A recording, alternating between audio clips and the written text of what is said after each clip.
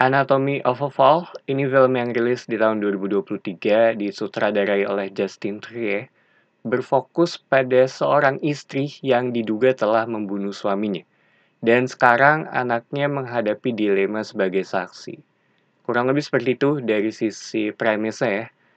Dan ini tuh salah satu film yang cukup sering gue denger sejak pertengahan 2023 karena banyak yang suka dengan film ini. Jadinya ekspektasi gue sebelum nonton tuh agak tinggi ya.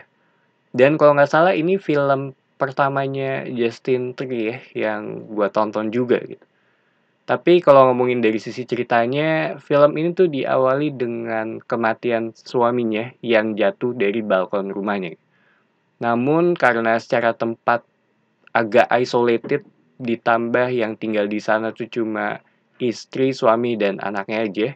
Jadi si istrinya ini yang bisa dibilang diduga sebagai pembunuhnya gitu.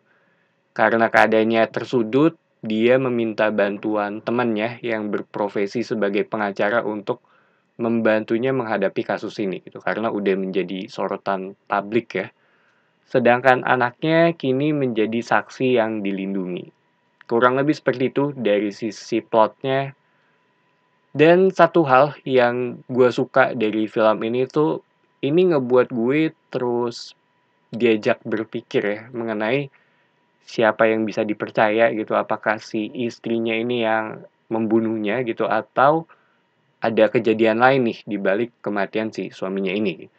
Dimana kasusnya ini udah terhitung menjadi yang kayak tadi gue bilang sorotan publik, dan ini tuh cukup besar ya porsinya. Kalau ngomongin dari sisi hukum, gue sendiri lumayan kaget karena jadinya lebih mengarah ke prosedural hukum juga gitu untuk film ini dibandingkan dengan aspek drama yang ada di balik ini semua, yang menurut gue sebenarnya tuh cukup kompleks ya, tentang bagaimana hubungan suami dan istri yang dibuka di depan anaknya dengan berbagai macam rahasia dewasanya gitu. Namun jadinya ya didengar oleh si anak ini gitu. Dan satu hal yang gue suka adalah kita tuh sebagai penonton dan kayaknya hampir semua karakter ya yang ada di film ini terhitung sama-sama nggak tahu nih mengenai apa yang terjadi sebenarnya kecuali si istri dan si anaknya ini gitu. Karena emang cuma mereka berdua aja yang ada di sana. Sedangkan dari sisi karakter istrinya ini juga menurut gue sih terhitung unreliable ya. Dia tuh terus bilang kalau dia bukan pelakunya, tapi di sisi lain ada beberapa data yang menurut gue memojokkan keadaannya juga gitu. Bahkan ada narasumber expert untuk membahas mengenai beberapa hal yang akhirnya tuh bisa ngebuat gue mengubah sudut pandang mengenai si karakter ini. Sisanya gue nggak mau terlalu bahas dari sisi cerita ya, biar nggak spoiler juga. Tapi kalau ngomongin dari sisi pacing, buat gue ini terhitung film yang cukup lambat. Durasinya tuh sekitar kurang lebih 2 jam setengah ya. Cuma jujur aja ada beberapa bagian yang cukup ngebosenin buat gue, terutama di pertengahan film, di bagian pengadilannya. Karena balik lagi, kalau ngomongin apa yang terjadi di sini kan ya, ya kasarnya sih kalau menurut gue, ya tentang seberapa kuat cara kita untuk meyakinkan mereka aja gitu.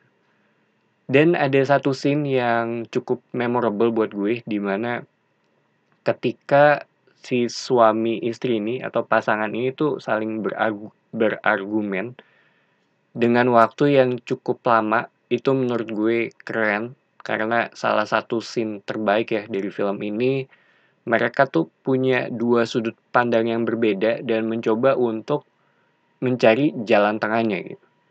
Tapi setelah gue selesai nonton, menurut gue ya ini tuh film yang gue rasa cocok untuk orang tua gitu, atau bisa dibilang target audiensnya untuk orang tua yang punya anak ya, karena secara topik tuh cukup dewasa, di mana kompromi jadi salah satu inti pembahasan dari film ini juga gitu. Gue juga bisa ngelihat seberapa rumitnya ya dari sisi masalah yang telah mereka lalui, terutama dengan apa yang udah terjadi dengan anaknya mereka juga gitu. Dimana menurut gue balik lagi ini sangat kompleks banget sih dari sisi apa yang terjadi ya. So, Anatomy of a Fall ini film yang menurut gue bukan buat semua orang. Terhitung film yang bagus, gue sih suka ya dengan film ini walaupun di bagian tengah tuh agak sedikit ngebosenin. Secara cerita ini kompleks dan masih bisa diikutin walaupun secara pelan-pelan ya. Secara karakter juga ini menarik karena terhitung manusiawi banget sih kalau buat gue. Jadi itu aja opini gue mengenai film ini. Thank you for watching. It's me Patrick signing off.